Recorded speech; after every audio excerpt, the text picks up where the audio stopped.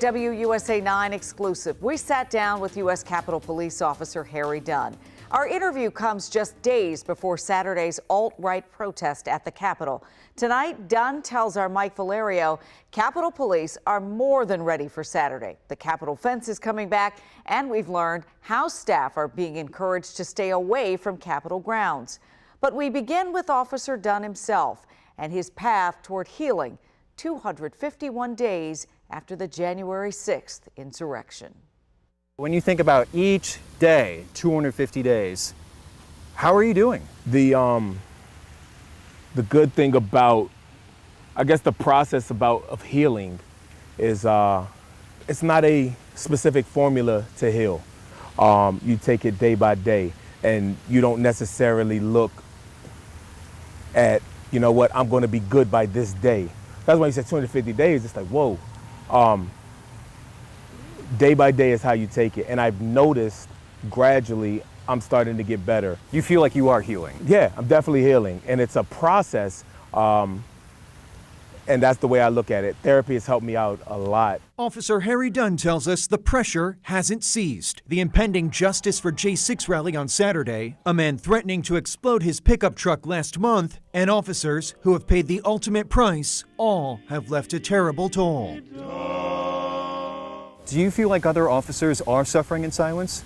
I don't necessarily, I don't know. And that's the thing, you don't know, you never know what people are going through unless they tell you. So I think it's very arrogant of people to even try to assume what somebody's going through on any level.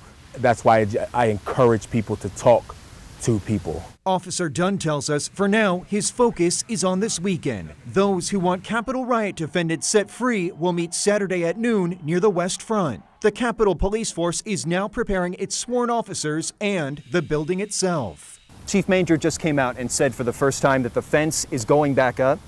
Harry, do you think the Capitol Police is ready for Saturday, this Justice for J6 rally? You know, we have new leadership in place to include a new chief, new sergeant at arms, who assists with the security of this complex. And I'm encouraged that the people in charge are going to put us in the best position to be successful. Do you think we need the fence back? You think about it, like you put a fence around anything, it just provides another layer of security. So sure, it's like a security blanket. So would it make anybody's job easier to put a fence around anything? Sure. Do you have any fear about what could happen on Saturday? Yeah, did you see what happened January 6th? Of course. But not enough to deter me to show up and do my job. There is still the wraith of memory from January, scars that may last a lifetime. One woman in a pink MAGA shirt yelled, "You hear that, guys? This voted for Joe Biden."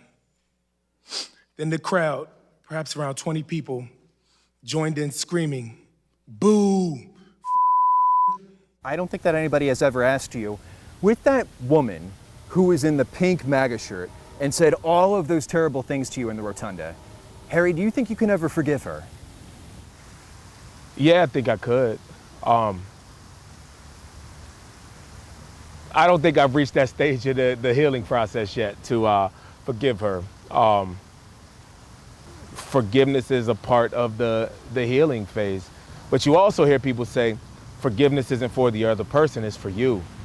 I'm not there yet, but I do think I can, though. And Mike is here now with me in the studio. I'm struck by the amount of grace that Officer Dunn seems to possess, right? He says, I'm not there yet, but he does say he's open to forgiving the very people who caused him this pain that he's in. Yeah, man, I mean, it's a beautiful thing to see, and he knows that he's going to get there. And I mean, you and I both were talking about this off camera. There is a passage in the Bible, the Hebrew Bible, Old Testament, where, you know, Esther says, perhaps I am where I am for a time such as this. And what do we need more in a time such as this than that kind of forgiveness? So, you know, he's just an extraordinary person. Our producer, Spencer, who was with our crew yesterday, was asking, okay, so did you take a day off between the insurrection and going back to work? And he said, no, man, no, 7 a.m. I asked, you know, when I needed to be back. So from that kind of healing, that kind of forgiveness, he's really an extraordinary individual, the kind of public servant we really need. even after all that he went through, he went back to work the very next day. Yeah. It is something. Mike, thank you for that story. It was really powerful. You bet.